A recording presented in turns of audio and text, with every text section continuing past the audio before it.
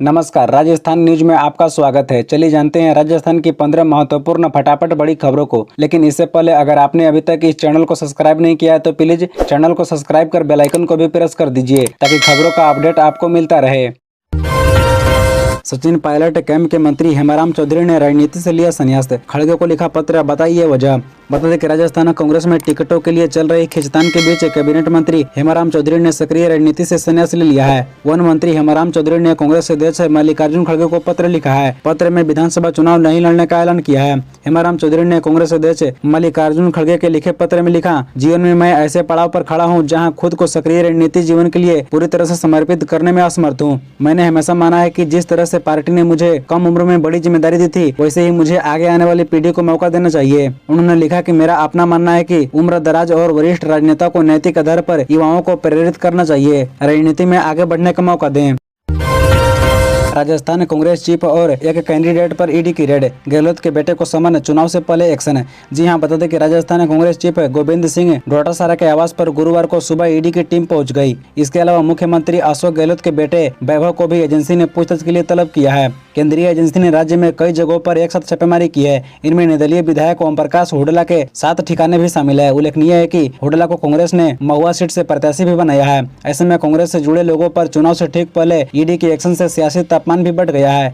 बता दें कि एक्शन के तुरंत बाद खुद मुख्यमंत्री अशोक गहलोत ने ट्वीट भी किया है और इसे कांग्रेस की चुनावी गारंटियों से जुड़ा। उन्होंने ट्वीट किया, राजस्थान कांग्रेस अध्यक्ष गोविंद सिंह डोटासरा के यहाँ ईडी की रेड, मेरे बेटे वैभव गहलोत को ईडी में हाजिर होने का समन। अब आप समझ सकते हैं जो मैं कहता आ रहा हूँ कि राजस्थान के अंदर ईडी की रेड रोज इसलिए होती है क्योंकि भाजपा ये नहीं चाहती है कि राजस्थान में महिलाओं, किसानों, गरीबों को कांग्रेस द्वारा दी जा रही गारंटियों का लाभ मिल सके। राजस्थान में कितनी अहम है महिला वोटर, जानिए गृह लक्ष्मी गारंटी योजना का सियासी गणित।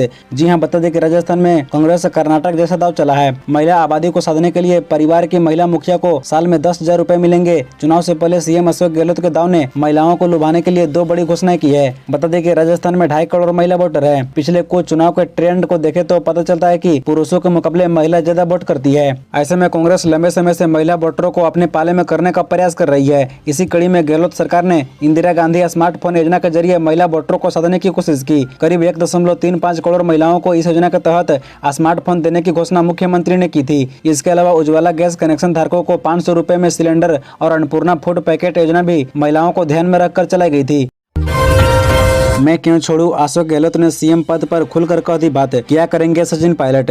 जी हां, आपको बता दें कि राजस्थान में कांग्रेस पार्टी ने अशोक गहलोत को भले ही मुख्यमंत्री पद का दावेदार घोषित नहीं किया है, लेकिन वो खुद साफ करने में जुटे हैं कि यदि जीत मिली तो एक बार फिर कुर्सी पर वही बैठेंगे। हाल ही में इस बात को संकेत में कहने वाले गहलोत ने अब और खुलकर दावेदारी पेश की है। गहलोत ने कहा कि यदि लोग उनके नाम पर वोट देंगे वो पद क्यों छोड़ेंगे। गहलोत की ओर से यह कहे जाने के बाद अब नजरें सचिन पायलट पर होगी, जो कांग्रेस की जीत के बाद कमान मिलने की उम्मीद लगाए बैठे हैं। बता दें कि न्यूज 18 को दिए गए एक इंटरव्यू में गहलोत ने मुख्यमंत्री पद पर अपनी दावेदारी पेश की और यह भरोसा जताया कि इस बार राजस्थान में 3 दशक पुराना रिवाज बदल जाएगा। राजस्थान में 5 साल बीजेपी और 5 साल कांग्रेस की सरकार की परंपरा पर गहलोत ने कहा, मुझे लगता है कि इस बार यह रिवाज बदल जाएगा। पीसीसी चीफ डोटासरा के आवास पर ईडी की रेड, युवा कांग्रेस का बड़ा प्रदर्शन। जी हां, आपको बता दें कि राजस्थान में ईडी के छापेमारी के विरोध में युवा कांग्रेस के कार्यकर्ताओं ने जयपुर में बड़ा प्रदर्शन किया है। कांग्रेस कार्यकर्ता कल शाम 4 बजे ईडी के कार्यालय के बाहर प्रदर्शन किए। ईडी की इस कार्रवाई को फिलहाल राजस्थान के पेपर लीक कांड से जोड़कर देखा जा रहा है। बता दें कि सीआरपीएफ की सुरक्षा में ईडी की रेड चल रही है। उल्लेखनीय है कि निर्दलीय विधायक ओम प्रकाश हुडला पर पहली बार ईडी ने कार्रवाई की है। सूत्र के माने तो कांग्रेस में शामिल होने के बाद ही हुडला ईडी के रडार पर थे। वहीं पेपर लीक केस को लेकर बीजेपी के सांसद करोड़ी लाल मीणा लगातार आवाज उठाते रहे हैं।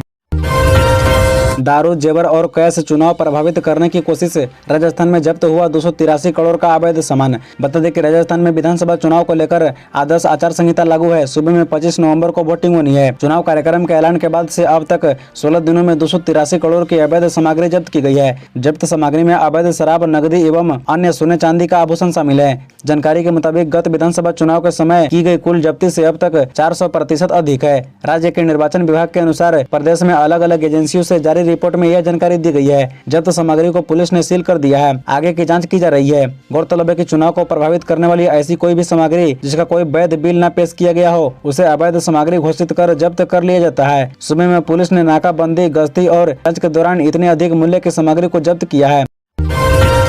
राजस्थान में फिर लिफाफा पॉलिटिक्स चर्चा में पीएम मोदी पर सीएम अशोक गहलोत ने यह बात कहकर कसा तंज। बता दें कि राजस्थान में विधानसभा चुनाव के चलते मुख्यमंत्री अशोक गहलोत जमकर हमलावर बने हुए हैं। इस दौरान उन्होंने पीएम नरेंद्र मोदी को जमकर निशाने पर लिया। उन्होंने कांग्रेस की ओर से भगवान देवनारायण मंदिर में पीएम मोदी की ओर से डाले गए कथित लिफाफे में 21 रुपए के नकदी को दिए गए बवाल से जोड़कर कहा कि मोदी की बातों में तो कोई दम नहीं है, उनका लिफाफा हमेशा खाली रहता है। मोदी ने जोश जोश में घोषणाएं कर दी लेकिन उनका कोई पता नहीं है। बता दें कि सीएम गहलोत ने सभी के खाते में 15-15 लाख रुपए डालने को लेकर पीएम मोदी पर जमकर तंज कसा। राजस्थान में 17 लाख युवाओं का भविष्य दांव पर केंद्रीय मंत्री शेखावत ने 18 पेपर लीक मामलों में ऐसे घेरा गहलोत सरकार को। बता दें कि आरपीएससी पेपर लीक मामले में ईडी की ओर से हुई छापेमारी पर केंद्रीय मंत्री गजेंद्र सिंह शेखावत ने कहा कि परीक्षा में बैठने वालों में आदिवासी या दलित परिवार के बेटे बेटी थे। उनके घर वालों ने पेट काट कर उस उम्मीद के साथ बेटे बेटी को पढ़ाया था कि जब उन्हें सरकारी नौकरी लगेगी कि जीवन में स्थिरता आएगा और परिवार का सम्मान दोबारा स्थापित होगा। उन्होंने कहा कि युवाओं ने भी रात भर जागकर परीक्षा की तैयारी की लेकिन अंत में उनका परिणाम पेपर लीक के रूप में सामने आया। बता दें कि यहाँ दीगर बात यह है कि पहले पेपर लीक से 19वें पेपर लीक तक लगातार सरकार और सरकार में बैठे हुए लोग इस पर लिपापोती करते नजर आए। पहली बार पेपर लीक होने पर सीएम गहलोत ने कहा कि इस तरह की घटना होना सामान्य बात है, अन्य प्रदेशों में भी इस तरह की घटनाएं होती है।